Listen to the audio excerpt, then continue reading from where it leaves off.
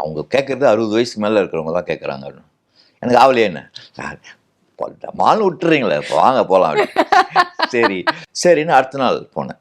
கிட்டத்தட்ட 30 பேருக்கு மேலே ஃபோட்டோ ஷூட்டுக்கு இருந்தாங்க. எல்லார்கிட்டையும் கேட்டாங்க, எல்லாம் கேட்டாங்க. முக்கியமானது என்கிட்ட கேட்டது, சைக்கிள் ஓட்டுவீங்களா? ஓட்டுவேன். பஸ்ஸு ட்ரெயின்லலாம் ரன்னிங்கில் ஓடுவீங்க, ஏறுவீங்களா? ஏறுவேன்.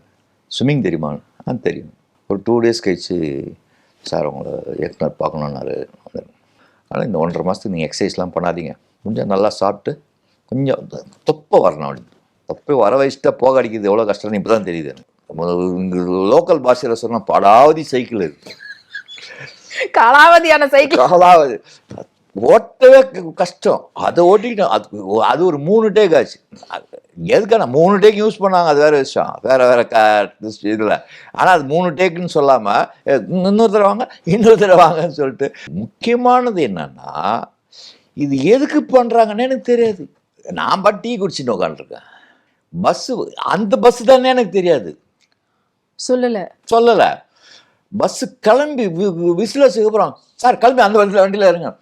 அப்போ தான் கரெக்டாக பிளான் பண்ணி ரன்னிங் முடியும் அப்படிங்கிறத ஃபீல் பண்ணி அப்புறம் தான் சொல்கிறாரு, இந்த பஸ்ஸில் நீங்கள் ஏறணும். வண்டி போகணும் ஸ்டார்ட் ஆனதுக்கப்புறம் அதுக்கப்புறம் ஓடி ஏறினேன். சார், பரியேறும் பெருமாள்ல மிரட்டி இருப்பீங்க, அந்த வாய்ப்பு எப்படி ஆக்சுவலி உங்களுக்கு கிடைச்சது? அண்ட் அந்த சமயத்தில் அதுக்காக ஏதாவது பயிற்சி எக்ஸ்ட்ராவாக ஏதாவது கொடுத்தாங்களா? பரியேறும் பெருமாள் வாய்ப்பு கிடைச்சது வந்து ஒரு சர்க்கம்ஸ்டான்ஷியல் ஆங்கிள் தான். நான் வந்து ரெகுலராக ஸ்டண்ட் யூனியனில் ஜிம்முக்கு போவேன். ஸ்டண்ட் யூனியன் மூலமாக பெரிய வேலைகள் நான் எதிர்பார்க்கலைன்னா கூட, கௌரவ உறுப்பினருங்கிற ஒரு இதில் வந்து நான் ஜிம்முக்கு மட்டும் ரெகுலராக போயிட்டு இருந்தேன். அந்த மாதிரி ஜிம்மில் ப்ராக்டிஸ் பண்ணிகிட்டு இருப்போம். என் ஃப்ரெண்டு, ஒரு நண்பர் ஒருத்தர் வந்து, சார் ஒரு நாளைக்கு ஒரு ஃபோட்டோ ஷூட் இருக்குது, நீங்கள் அவசியம் நீங்கள் வரணும். அவங்க கேட்குறது 60 வயசுக்கு மேலே இருக்கிறவங்க தான் கேட்குறாங்க.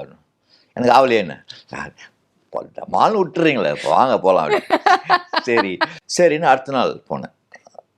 கிட்டத்தட்ட 30 பேருக்கு மேலே ஃபோட்டோ ஷூட்டுக்கு இருந்தாங்க. எல்லாமே அந்த வெள்ளை கலரில் தாடிக்கு டை அடிச்சுக்கிட்டு,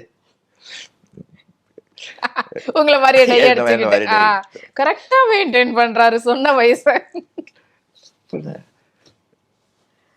எல்லாரையும் ஃபோட்டோ ஷூட் எடுத்ததுக்கப்புறம் என்ன கேட்டாங்க. ஒரு அசிஸ்டன்ட் டைரக்டர் வந்தார், அவர் தான் மாரி செல்வராஜர். சார் உங்கள் நம்பர் கொடுங்க. யூனியன் சார் உங்கள் நம்பர் எனக்கு தனியாக கொடுங்க. சரி கொடுத்தேன்.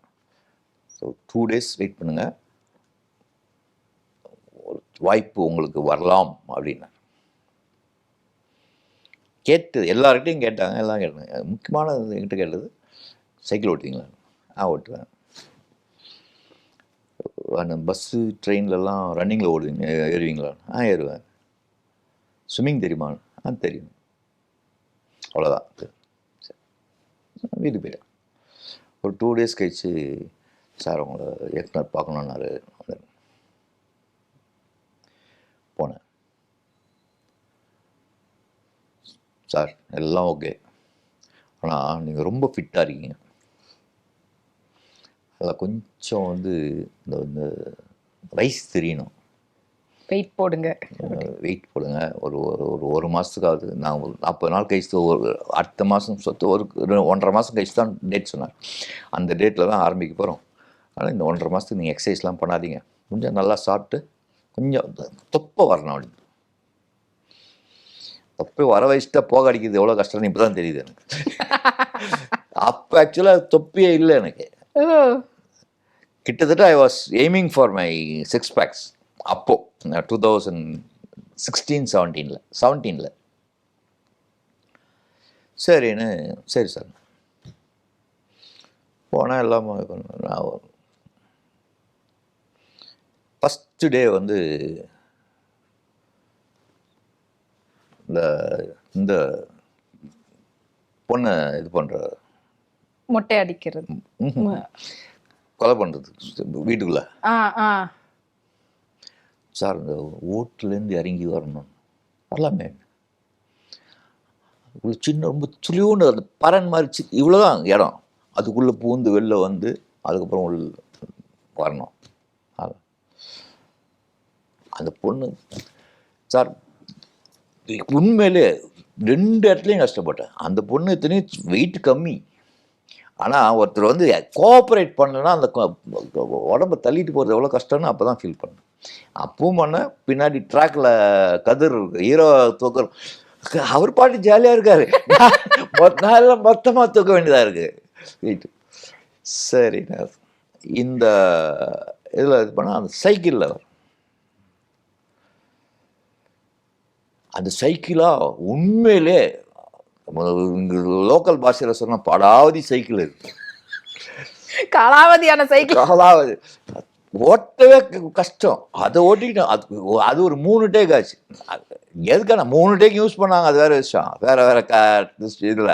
ஆனால் அது 3 டேக்குன்னு சொல்லாமல் இன்னொரு தடவை வாங்கன்னு சொல்லிட்டு அதுக்கப்புறம் தான் இது ஃபஸ்ட்டு அந்த இது முக்கியமானது என்னன்னா, இது எதுக்கு பண்ணுறாங்கன்னு எனக்கு தெரியாது. இது வந்து ஒரு ஹானர் கில்லிங்காக நான் எதுவுமே எனக்கு தெரியாது. அப்ப எப்படி அந்த எக்ஸ்பிரஷன் உங்களுக்கு இது வரும் அந்த மாதிரிலாம்? அதெல்லாம் எதுவுமே சொல்ல எனக்கு. இப்படி பண்ணோம் நான் பண்ணுறேன் ரைட்டு. ஆனால் நமக்கு உள்ளுக்குள்ள ஒரு இன்ஸ்டிங்க்ட்னு ஒன்று இருக்குல்ல, அந்த இன்ஸ்டிங்க்டில் ஃபீல் பண்ணேன் இது ஏதோ ஒன்று நடக்குது, தப்பு நடக்குது, சரி நம்ம பண்ணுறது பண்ணுவான்னு. உள்ளுக்குள்ளே இருக்குது எல்லாருக்கிட்டையுமே ஒரு இந்த குணம் இருக்கும், வக்கர குணம் உள்ளே இருக்கும். சின்ன வயசில் இந்த மாதிரிலாம் கிடைக்கல, ஒரு கொலை பண்ணி தான் பார்ப்போமே அப்படின்னு நடிப்புலையாவது பண்ணுவோமே, நேரடியாக யாரும் பண்ண முடியாது, பண்ணால் மாட்டிக்குவோம் அம்பு.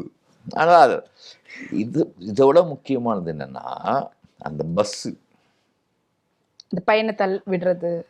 நான் டீ குடிச்சுட்டு உட்காந்துருக்கேன். பஸ்ஸு அந்த பஸ்ஸு தானே எனக்கு தெரியாது, சொல்லலை.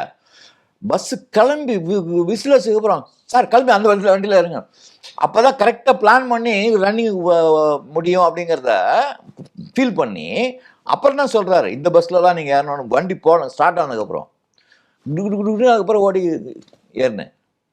அந்த பஸ்ஸுன்னா அதுக்கேற்ற மாதிரி முன்கூட்டியே கொஞ்சம் இது டைமாக இருக்கும். டீ கிளாஸை வச்சு கையில் இருக்கிற காசையும் வச்சுட்டு அதுக்கப்புறம் ஓடணும். அது படம் பார்த்தீங்கன்னா தெரியும்.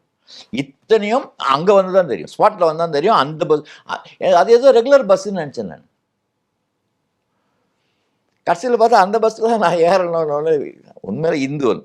இதோட அந்த ஸ்விம்மிங் தண்ணியில் போட்டோம், அண்டர் வாட்டர் போகிறப்போ தான் சிக்கலாகி போச்சு.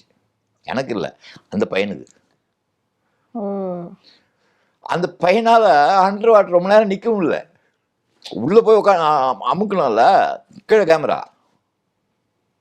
அவன் கண்ணெல்லாம் அப்படி இதுவாக தெரியும். அதெல்லாம் அந்த அண்டர் வாட்டர் கேமராவில் அவன் எல்லாம் வந்து